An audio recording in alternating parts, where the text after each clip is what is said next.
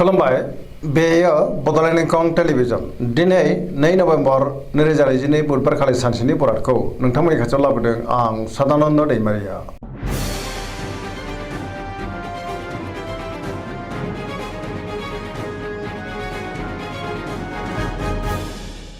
सिगां फरायनो लादों मेष राशि गिबि हांखो अ ल दिनैनि साना जोबोर मोजां मावनो लानाय खामानिखौ थि समावनो आरो गोरलैयैनो मावफुंनोबो हागोन। सिगांनि बबेबा आद्रा खामानिखौबो दिनै मावफुंनो हागोन। गोसोखौ जोबोर गोजोननाय मोनगोन।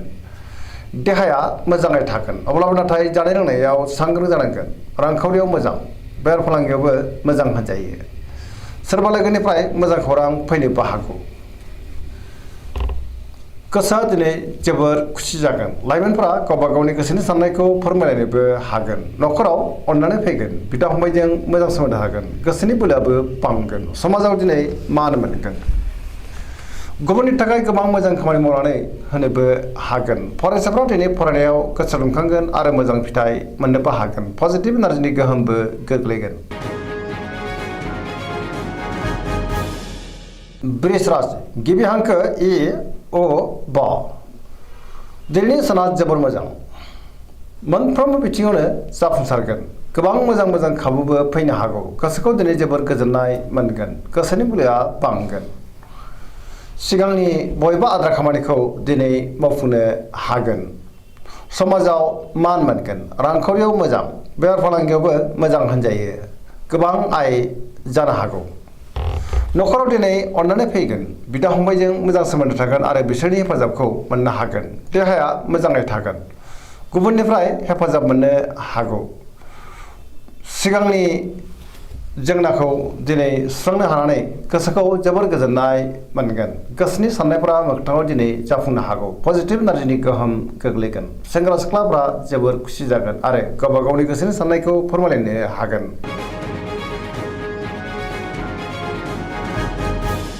मिथुन राशि गिबि हांखो क स दिनैनि साना मोजां आरो गाज्रिनि गेजेरजों बाबेरलांगोन।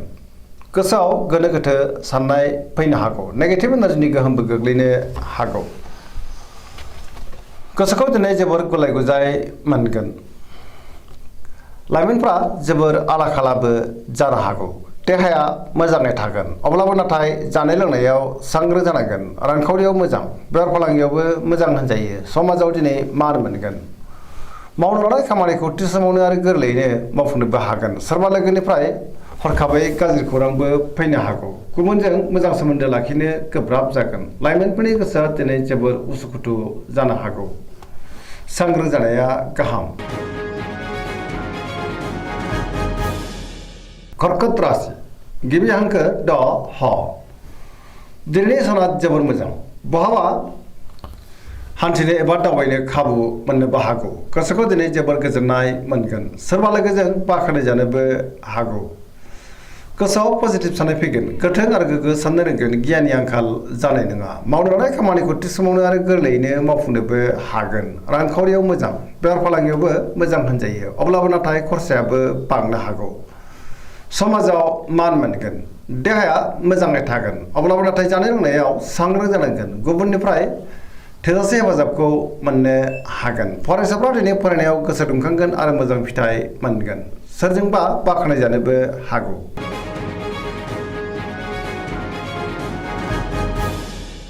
सिंह राशि गिबि हांखो म ट दिनैनि साना मोजां आरो गाज्रिनि गेजेरजों बाबेरलांगोन। गोसोआव गोनो गोथो साननाय फैनो हागौ। मावनो लानाय खामानिखौ थि समावनो आरो गोरलैयैनो मावफुंनो हागोन। सोरबा लोगोनिफ्राय नाथाय अब्लाबो गाज्रि खौरांबो मोननो हागौ। सोरजोंबा रायखोमा जानोबो हागौ। बहाबा दावबायनो एबा हान्थिनो खाबु मोननो हागौ आरो मोजाङैनो हान्थिनोबो हागोन। रांखावरियाव मोजां बेफार फालांगियाव मोजां अब्लाबो नाथाय खरसायाबो बांगोन। गोसोनि साननायखौ दिनै गुबुननो फोरमायनो गोब्राब जागोन। गुबुना फोथायनाय नङा। न'खराव अननानै फैगोन। समाजाव मान मोनगोन। गुबुननि गोसोखौ बोनो गोब्राब जागोन। देहाया मोजाङै थानो हागौ। बयजोंबो गोरोबनो गोब्राब जागोन। माबा नङा माबा मोनसे नेगेटिभ एनार्जिनि गोहोमबो गोग्लैनो हागौ। गोसोआ दिनै जोबोर आला खाला जागोन। कन्या राशि गिबि हांखो प ट दिनैनि साना बारा मोजां नङा गोसोआव गोनो गोथो साननाय फैगोन गोथों आरो गोग्गो साननो रोंनाय नङा नेगेटिभ सानगोन गियाननि आंखालबो जानो हागौ रांखावरियाव मोजां अब्लाबो नाथाय खरसायाबो बांगोन बेफार फालांगियाव मोजां होनजायो देहाया दिनै बारा मोजां थानाय नङा गोबां रोखोमनि देहायारि जेंनाजों मोगा मोगि जानांनोबो हागौ जानाय लोंनायाव सांग्रां जानांगोन न'खराव अनलायनाय फैगोन गोबां खामानियाव दिनै मुखुबबो थागोन अब्लाबो नाथाय नेगेटिभ एनार्जिनि गोहोमबो गोग्लैनो हागौ लाइमोनफोरा जोबोर उसुखुथु जागोन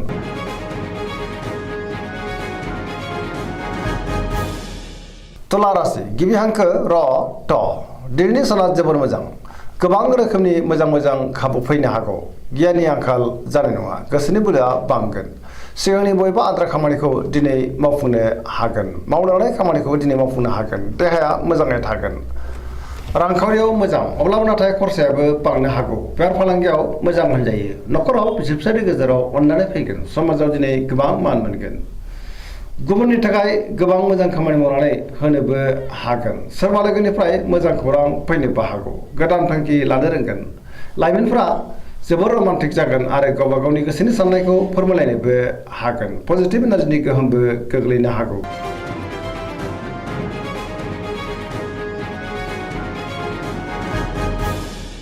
वृश्चिक राशि गिबि हांखो न स दिनैनि साना मोजां आरो गाज्रिनि गेजेरजों बाबेनलांगोन समाजाव लोगो लेवा बांनो हागौ गोसोआव गोनो गोथो साननाय फैगोन समाजाव लोगो लेवा बांगोन सोरबा गोजाम लोगोजों बहाबा लोगो मोनज्लायनोबो हागौ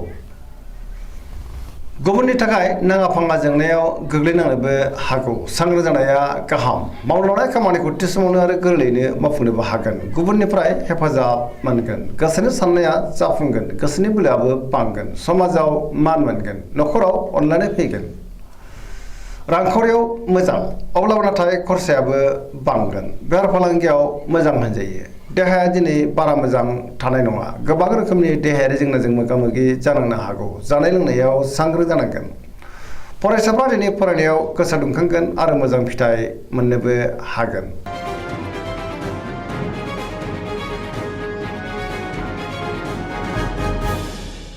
धनु राशि गिबि हांखो ध फ भ दिनैनि साना जोबोर मोजां गोसोखौ दिनै जोबोर गोजोननाय मोनगोन मावनो लानाय खामानिखौ थि समावनो आरो गोरलैयैनो मावफुंनोबो हागोन सोरबा लोगोनिफ्राय मोजां खौरां फैनोबो हागौ गोसोनि साननायफ्रा दिनै मोगथाङाव जाफुंनोबो हागौ रांखावरियाव जोबोर मोजां आयआ बांनो हागौ बेफार फालांगियावबो जोबोर मोजां मुलाम्फा मोनगोन समाजाव मान मोनगोन देहाया मोजाङै थागोन अब्लाबो नाथाय जानाय लोंनायाव सांग्रां जानांगोन न'खराव दिनै अनलायनाय फैनो हागौ बिदा फंबायनि हेफाजाबखौ मोनगोन लाइमोनफोरनि गोसोआ दिनै जोबोर रमान्टिक जागोन आरो गावबा गावनि गोसोनि साननायखौ फोरमायलायनोबो हागोन पजिटिभ एनार्जिनि गोहोम गोग्लैगोन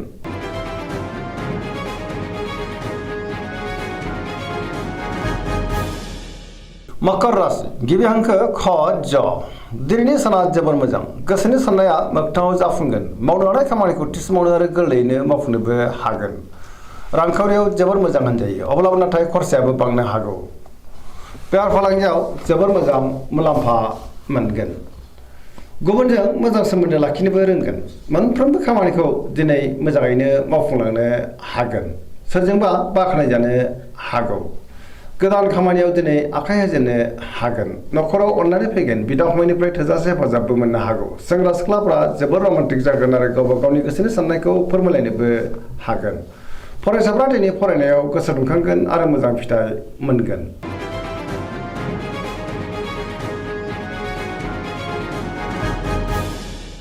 कुम्भ राशि गिबि हांखो ग स दिनैनि साना जोबोर मोजां गोसोखौ दिनै जोबोर गोजोननाय मोनगोन मावनो लानाय खामानिखौ थि समावनो आरो गोरलैयैनो मावफुंनोबो हागोन सोरबा लोगोजों बाख्नाय जागोन बहानिफ्रायबा मोजां खौरां फैनोबो हागौ समाजाव दिनै गोबां मान मोनगोन गोबां दांखा सुबुंजों लोगो मोनज्लायनोबो हागौ रांखावरियाव मोजां बेफार फालांगियावबो जोबोर मोजां होनजायो सोरजोंबा बाख्नाय जानानै गोसोआ दिनै जोबोर गोजोनगोन देहाया मोजाङै थागोन न'खराव अननानै फैगोन बिदा फंबायनिफ्राय थोजासे हेफाजाब मोननो हागौ गुबुननि गोसोखौ गोरलैयैनो बोनोबो हागोन बहाबा दावबायनो एबा हान्थिनो खाबुबो मोननो हागौ आरो पजिटिभ एनार्जिनि गोहोमबो गोग्लैगोन